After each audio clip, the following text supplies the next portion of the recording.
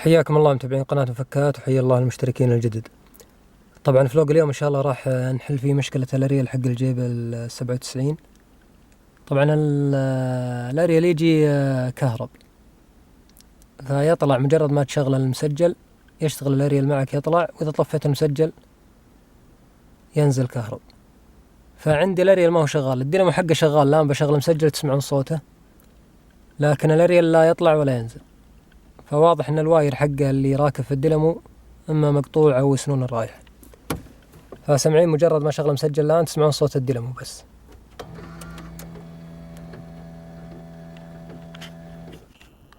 لكن الاريال لا يطلع ولا ينزل.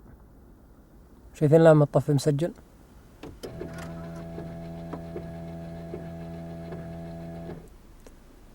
فالان ان شاء الله بفك له الاريال الموجود على الجراند شيروكي. طبعا الاريال حق الجراند شيروكي شغال، فعندي الان يا شباب اريال الجراند شيروكي اذكره شغال ما في شيء. الان بجرب لكم. ركبت بطارية على الجيب.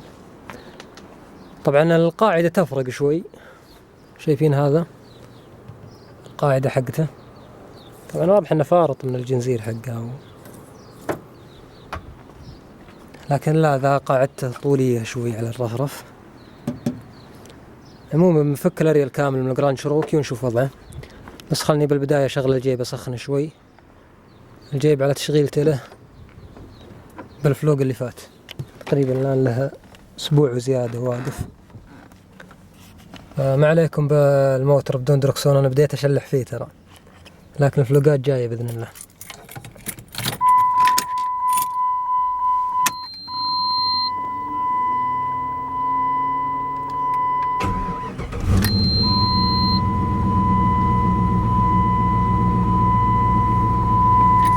طيب يا شباب، طبعا هذا السلك الازرق هذا سلك الاريال. الان بشبكه مع الكهرب، تشوفون الاريال حقه كيف شغال اموره تمام. بسم الله، شايفين؟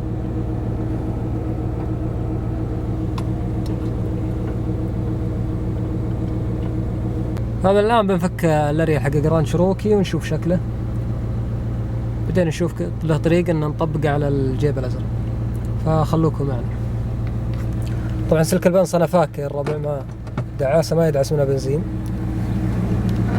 هو تقريبا اساسا يبيله بنزين، الموتر بيقطع، بس قلنا بما اننا نزلنا عليه بطارية نسخنه شوي.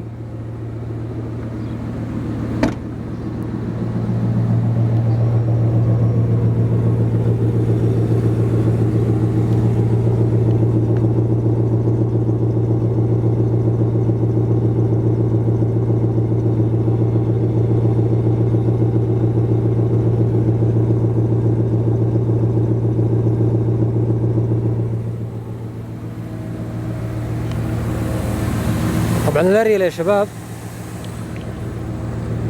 خلنا نطفي الموتر عن الازعاج.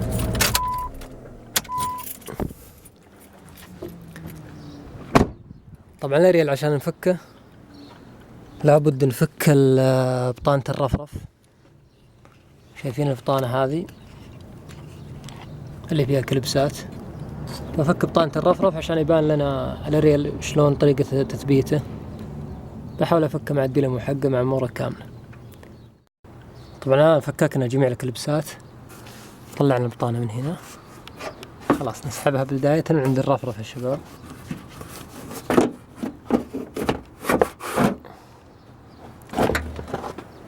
هذه البطانه الان طلعت معنا. خلونا نشوف وضع الاريال. هذا الاريال يا شباب، شايفين المسمارين هذه هي اللي ماسكه الدينامو حق الاريال وماسكه الاريال اللي طالع فوق. طبعا الان بفك المسمارين هذه ونزل الاريال مع جهازه كامل. بنشوف طريقة فك القاعدة اللي فوق عشان ينزل معنا الاريال كامل. طبعا تقريبا هذه زرادية تنفك، يبيلنا زرادية كبس عشان نفكها وينزل معنا الاريال كامل بإذن الله. طبعا يا شباب فكته طلعت طويلة عريضة، لأنه مربوط بسلك الرادي اللي يركب في المسجل. طبعا ما هو وصلة واحدة كاملة إلى هنا، تقريبا أكيد يكون في فصال بالنص قبل نهاية الطبلون، بس يعني عشان أفكه بدون ما أخرب الأريل لابد أنزل الأغراض ذي اللي تحت كاملة، فكك الطبلون. بشوف من وين أوصل لها. أول بداية ببدأ الأشياء السهلة،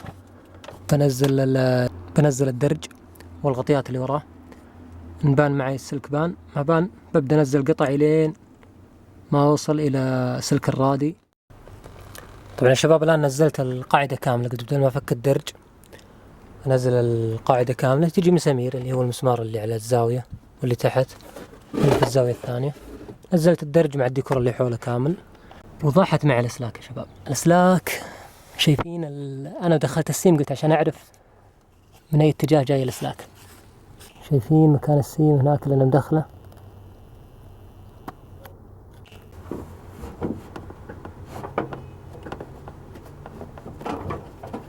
هنا شباب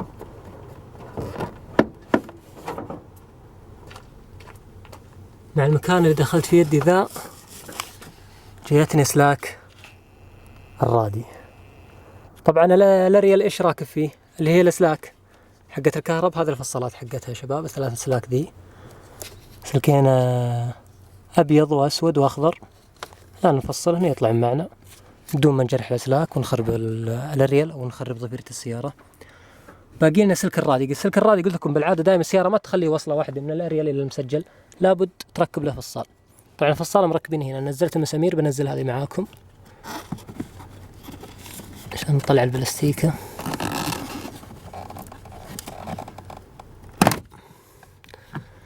شايفين يا شباب هذا الفصال حق الأريل، هذا اللي جاي من عند الأريل ومن هنا يكمل يروح إلى المسجل. هذا فصال مركبينه عشان إيش؟ عشان لو بغيت تغير الأريل أو السلك حق مسجل عندك تعبان، ما هو يحتاج تشتري أريل كامل، تصير تغير الوصلة من المسجل إلى هنا. طبعا هذه الآن أرخيناها بزر دي كبس.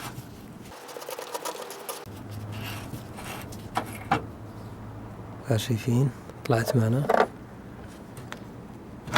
هذا الجلدة تطلع معنا سحب على فوق، وهذا الأريل.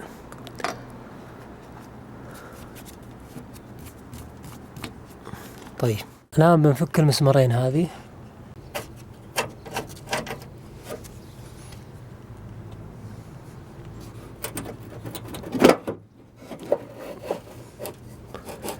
تمام كذا نزل معنا الأريل.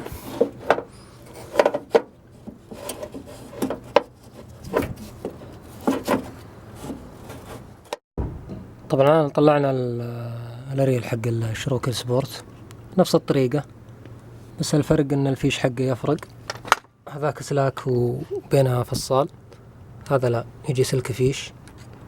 برضو في فرق بالقاعدة حقة التثبيت والقاعدة العلوية، هذا قاعدة تجي مشطوفة شطف، لا هذا قاعدة تقوس.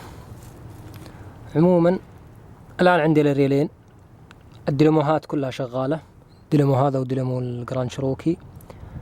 المشكلة عندي في نفس المجرى والأريل نفسه، فبنشوف طريقة. احتمال الربع بدل ما أولف حق الجراند شروكي وقاعدته تفرق والقاعدة التحتية تفرق، احتمال أنزل الأريل نفسه مع الواير اللي يربط بالماكينة وأركبها على حق الجيب السبورت، أفضل يكون نفس القاعدة بدون توليف قواعد أو توليف مكان الرأس. فالآن بدخلهم معي جوا وأشوف وضعهن وأكمل معكم توثيق إن شاء الله.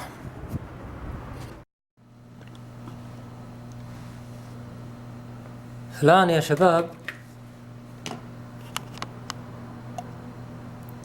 بدل ما أفك الدينامو وأفك السير حق هذا حق الجراند شروكي، فكيت الحديد اللي كانت راكبة عليه اللي هي فيها قاعدة الجراند شروكي المشطوفة دي، خيط مساميرها وطلعتها برا، بركب عليه الحديدة تبع الجيب السبورت. بالحالة ذي يكون راكب معي تمام. ناقصنا الفيش مضطرين نقصص الأسلاك نولفها على الفيش حق الشروك السبورت، وإن شاء الله بالطريقة ذي يكون شغال معنا تمام. طيب كذا الآن خلاص بعد ربط الأسلاك صار الفيش جاهز، باقي نجرب على الشروك سبورت نشوف شغال معنا الأريل ولا لا. طبعا مع الشمس أتوقع تصير ما واضح. الآن خلاص ركبنا كل شي، باقي بس ننزل القاعدة مكانها كذا. طبقت معنا تمام، طلع لنا طرف المسمار من برا، فبالطريقة ذي أمورنا تمام. باقي نشد المسمار بس اللي هو 13 هنا. طبعا الآن خلاص برا صارت الأمور جاهزة بعد ما شدينا القاعدة. باقي لنا نرجع نركب الأشياء اللي فكناها بالداخلية. خلاص كذا الأمور راكب معنا تمام. باقي القاعدة اللي فكناها أول شي. خلصنا كذا من الداخلية، باقي لنا نركب المسمار اللي فكناه بالبداية. باقي له شد بس بالزرادية. خلونا نجرب الوضع الآن.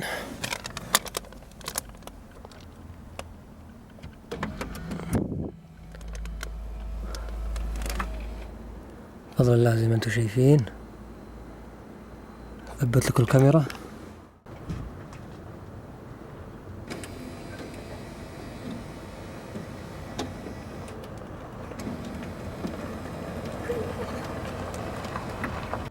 فإلى هنا يكون انتهى فلوق اليوم. إلى أن نلتقي إن شاء الله في الفلوقات الجاية، نشوفكم على خير يا الربع.